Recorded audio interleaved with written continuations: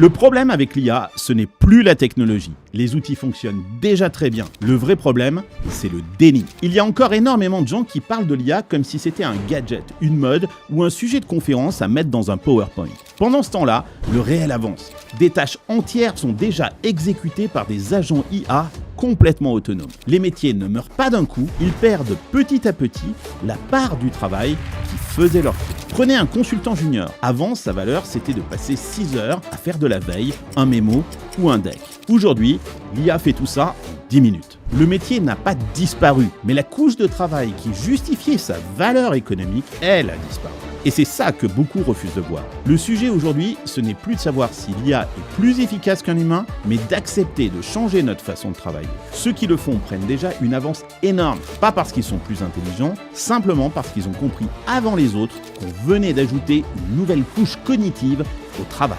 Ils vont plus vite, ils produisent plus, ils apprennent plus vite, ils créent plus de choses avec moins de monde. Et mécaniquement, ça va créer des écarts de productivité énormes. Ce qui m'inquiète, c'est pas l'IA elle-même. C'est le risque de voir une partie de la société découvrir trop tard que la ligne de départ a bougé. Pourtant, je reste très optimiste, parce que cette même IA, elle va faire baisser massivement le coût de l'éducation, de la santé, de l'énergie et de la création. Le vrai enjeu maintenant est simple. Il faut aider les gens à franchir la barrière culturelle avant qu'elle ne devienne une fracture sociale. Mon nom est Carlos Diaz. Dans Silicon Carnet, je décrypte chaque semaine ce qui se passe vraiment dans la Silicon Valley, depuis la Silicon Valley. Alors si tu veux comprendre avant les autres, abonne-toi. Hasta luego, amigos.